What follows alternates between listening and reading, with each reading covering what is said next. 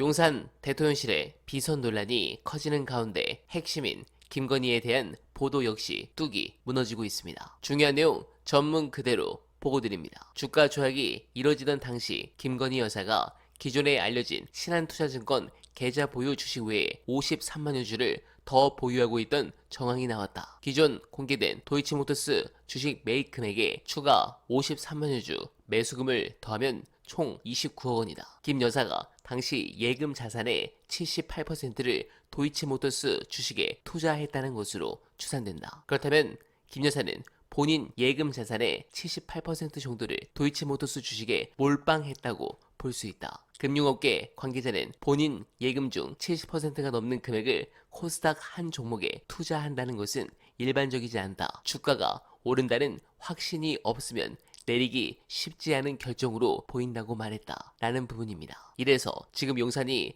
그렇게 특검을 막으려고 했던 것이고 검찰이 무혐의 처분을 할 수 없었던 것이며 중앙지검장이 반기를 들려고 했던 부분입니다. 또한 동아일보가 오늘 김건희를 구속시키면 탄핵은 피하고 전국에 반전을 줄 수 있다는 조언도 이 때문일 것입니다. 그렇다면 검찰은 어떻게 앞으로 이 사건을 끌고 갈 것인가? 진정한 일타 강사의 분석 보시고 이어가 보겠습니다. 이 레임덕에 비록 빠지긴 했지만 살아있는 윤석열 대통령을 칠 것인가? 김건희 여사를 소환할 것인가? 어떻게 보십니까? 이미 그 김건희 여사의 경우에는 네. 판결로 다 드러났습니다. 네. 그리고 공판정에서 그러니까 공범들 네. 도이치모터스 주가 조작 공범들의 재판에서 당시 수사했던 검사들이 네.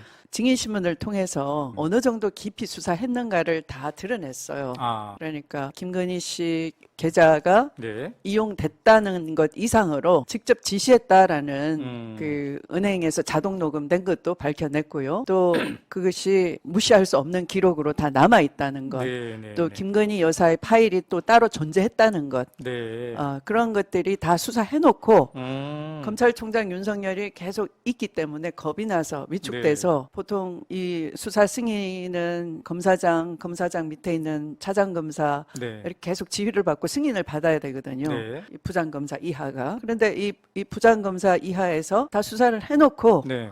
이걸 소환조차 못 해본 거예요. 수사 승인이 안 떨어졌겠죠. 네. 그런데 법정에서 그 범죄 사실이 다 드러났고 일부는 판결문에 또 담겨 있어요. 네. 그러면 그대로만 사실은 기소하면 되는 상황이지 네. 더 수사가 필요하지도 않습니다. 더 이상 수사를 거부할 수도 없습니다. 그래서 소환조차 못 해본다는 것은 그렇다면 제대로 수사도 못하는 검사들에 대해서 수사권을 줄 이유가 하나도 없죠. 네, 공감합니다. 검찰이 권력을 유지하는 유일한 방법이 사실 특검과 국민이 아니라 자신들이 직접 윤석열을 치고 나가야 그나마 가능하겠죠. 그러나 검찰은 그럴 의지도 그럴 능력도 없는 조직입니다. 이미 저들은 수많은 자신들의 범죄 혐의를 솜방망이 주사로 재판에서 가벼운 형량받고 덮어버린 사건들이 한 트럭도 넘습니다. 아마 중앙지검장이 김건희를 소환 또는 기소하려는 것도 일사부재리를 이용해서 빠르게 사법 리스크를 털어버리려는 움직임일 수도 있습니다. 검찰은 절대